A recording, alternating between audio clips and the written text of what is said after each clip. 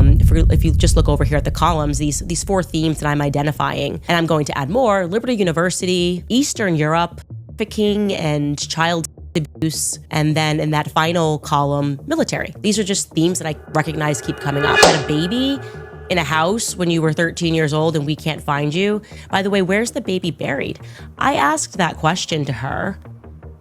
And she said what happened after she gave birth was they called her mom and they said that she's got to go. I said, how do you know the baby was dead? The Liberty Godparent Home, a place for young, single, pregnant women, is defending itself against allegations of coercion and manipulation. A new podcast called Liberty Lost alleges some of the young women felt pressured to place their children for adoption. Candace Owens is sitting on some dark files that could expose everything that Erika Kirk has been trying to hide. And she's not just making up rumors. Candace means documents, timelines, and big names involving military doctors and forced pregnancies. But before we get into why Candace believes these files change everything, we need to talk about how Erika Kirk became the center of this narrative. Because a few months ago, she was just the wife behind the scenes. Now she's a widow, taking advantage of Charlie's death. Candace didn't just stumble into this. According to her, what set everything in motion were inconsistencies tied to Erika's international connections and the charity work that was always mentioned but never examined closely.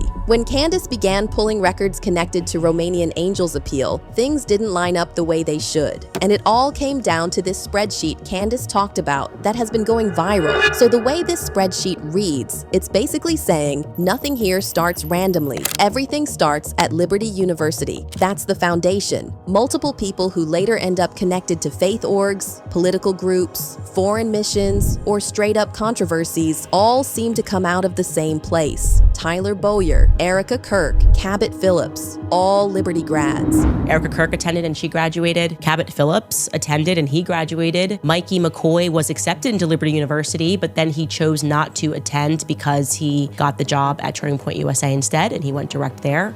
It should be noted that his father, Rob McCoy, met Charlie Kirk via Jerry Falwell Jr., who was the president of Liberty University. And Liberty isn't just some random Christian school. This is Jerry Falwell Jr.'s world, deeply tied to conservative power, politics, and evangelical influence. So right away, people reading this are like, okay, why is Liberty the common denominator, especially when this name comes up? Andrew Colvett, I'll tell you what his connection is. Andrew Colvett was working PR for the Kairos company under Johnny Moore. Johnny Moore was the lead pastor at Liberty University prior to then leaving Liberty University to start the PR firm. Andrew Colvett's name adds another Romania connection. He comes out of Johnny Moore's Kairos company, and Johnny Moore was a major Liberty University pastor before that. Colvett's brother is reportedly stationed in Romania as a lieutenant colonel, while other family members are also in the military. Then the story shifts overseas, and that's where things start feeling uncomfortable. Romania keeps popping up over and over. Tyler Bowyer reportedly goes to Romania around 2011 to work with the Romanian government. In 2011, Tyler Bowyer also went to Romania to work with the Romanian government. I am still trying to determine exactly what he was doing with them. But here's not exactly innocent, and this photo reveals why. In 2013, Tyler Bowyer posted a photo of himself with a Ukrainian orphan named Natalia.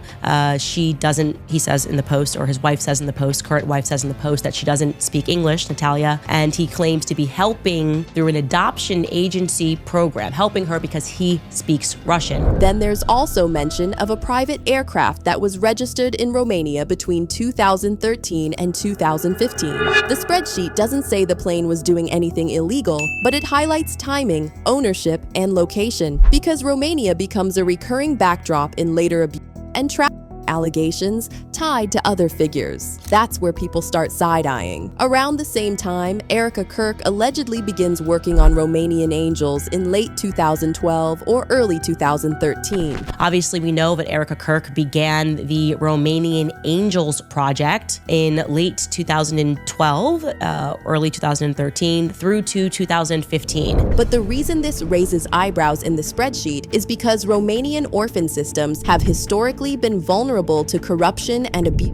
and because other people connected to Romanian angels later become associated with serious accusations. Then comes one of the darkest parts of the document. A military officer, Colonel Otto Buscher, is accused of running a child brothel at a Romanian military base between 2011 and 2015. The spreadsheet claims he worked with Romanian angels during that same window. It is a fact that they worked with, at that time, Colonel Otto Buscher. Colonel Otto Buscher was then accused of running a brothel with young children, taking them onto the military base for himself, his sexual needs. A woman filed in Romania and said, this is what's actually happening. These children are going onto the base and they're being prostituted to military men. This is where conspiracy commentary really kicks in, because now you've got military infrastructure, faith-based orgs, and orphan systems all existing in the same ecosystem at the same time. Back in the US, the spreadsheet pulls in Turning Point USA Faith and evangelical churches. It claims Turning Point USA Faith worked with Pastor Greg Laurie's Harvest Church, which has faced accusations online related to Romanian adoption pipelines. Next, we have Turning Point USA, obviously working with Pastor Greg Laurie, despite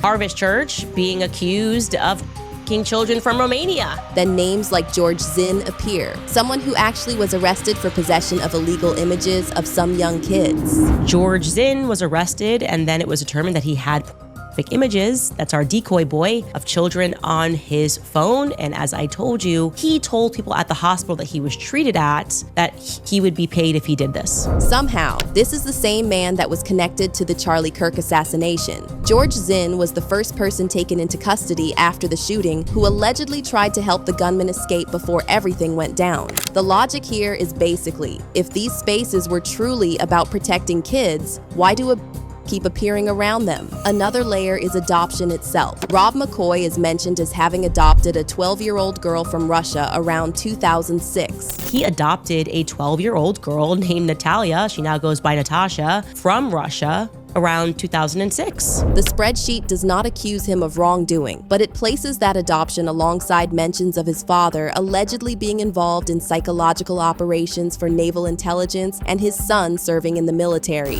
Now, in terms of our military connection, it is extensive. Like I said, this is by no means a definitive list. I put this together today. Andrew Colvet's brother and cousin are captains in the military, Curtis Colvet and Robert Colvet. Rob McCoy's father, Roy Edgar McCoy, ran psychological operations for naval intelligence to shape public perception.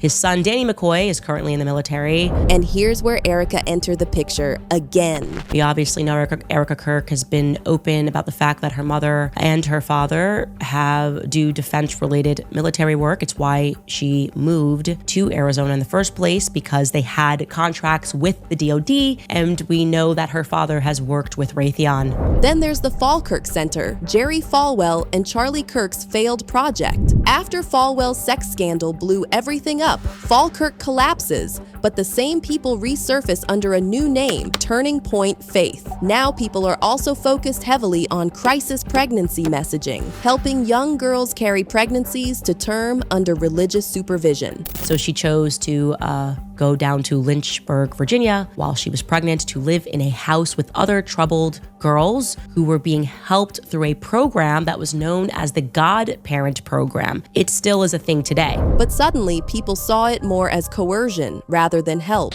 The Liberty Godparent Home, a place for young single pregnant women, is defending itself against allegations of coercion and manipulation. A new podcast called Liberty Lost alleges some of the young women felt pressured to place their children for adoption. And this is where people started whispering about forced pregnancies. Toward the end, the spreadsheet starts getting real eerie with timing. It mentions a military aircraft flying an unexplained route near UVU on the day of an assassination. It brings up medical examiners tied to military bases. It lists doctors, pilots, and officials with military credentials. Dr. Lee Trotter did his residency on an Air Force base, and he also has his pilot's license. The Utah medical examiner, Dr. Deidre Amaro, is a major. At Butch Hibbs, we have Jack Hibbs, their father, Butch Sr., military background, and I suspect Butch Hibbs also perhaps is involved in the military himself. One civilian commander stationed at Fort Huachuca was later charged in a child's case. A civilian commander that was stationed at Fort Huachuca, David Frodsham, was charged with running a child ring. That is true. TPUSA Faith works with Pastor Greg Laurie, as I told you.